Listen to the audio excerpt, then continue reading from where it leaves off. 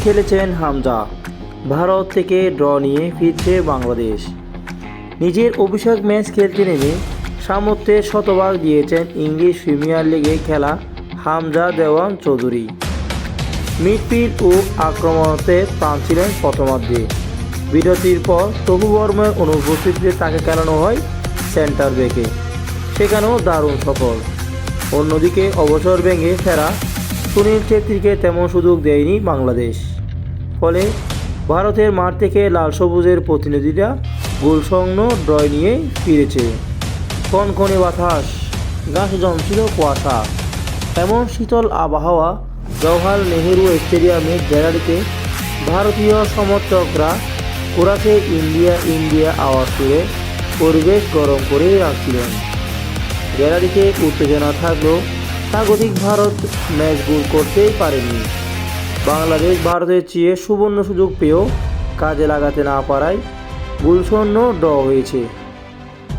বাংলাদেশের জার্সিতে অভিষেক হয়েছে ইংলিশ প্রিমিয়ার লিগে খেলা হামজা চৌধুরী। নতুন পরিবেশে হামজা প্রথম ম্যাচে প্রাণবন্ত ছিলেন। সেখানেই ছুটেছেন তিনি। কখনো কখনো রক্ষণের দেওয়া হয়ে দাঁড়িয়েছেন, আবার কখনো আক্রমণে সহায়তা করেছেন। বাংলাদেশের কর্নারগুলো হামজাই নিয়েছেন। মাঝে মধ্যে হামজার বাড়ানো তো পাস ভারতের রক্ষণে ত্রাসের সৃষ্টি করেছে।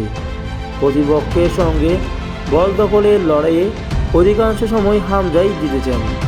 হামজার ট্রেডমার্ক স্ট্যান্ডিং স্কেলে ন্যস্ত হয়ে গেছে ভারতের আক্রমণাত্মক।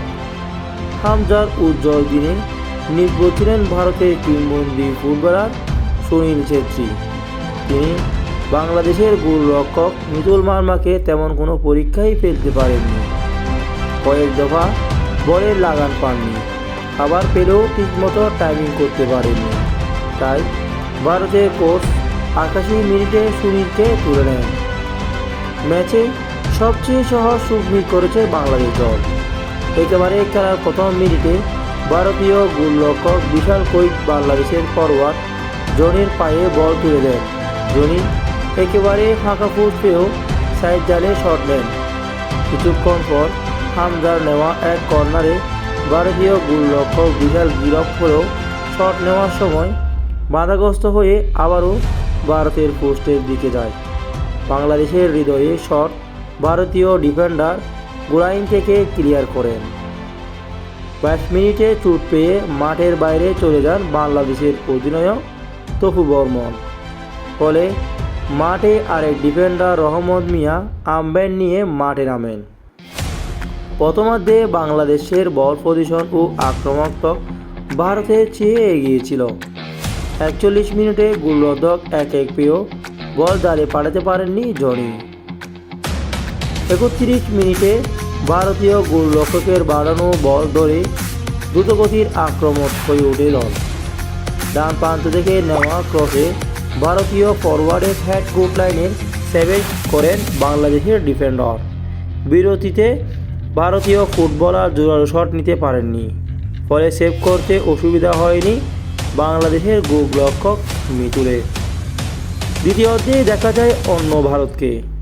খেলার শুরু থেকে আক্রমণ করতে থাকে স্বাগতিকরা। ৫৫ মিনিটে স্টিং ক্রুইসের ক্রসে সুনীল ছেত্রীকে মাথা ছোঁয়াতে পারলে গোল হতে পারত। বাংলাদেশের গোলরক্ষক মিতু পরাস্ত ছিলেন। এরপর ভারত একাধিক কর্নার আদায় করে কয়েক মিনিটের মধ্যে হামজা ওই অর্ধেক রক্ষণেই বেশি সময় কাটিয়েছেন। ৬০ মিনিটে বাংলাদেশের শাহরিয়া ইমন ও জনির পরিবর্তে চন্দন রায় ও ফয়সাল আহমেদ ফাহিমকে নামায়। ৭৫ মিনিটে রাকিবের বাড়ানো বলে ফাহিমের মধ্যে গোলের সুযোগ পেয়েও মিস করেন।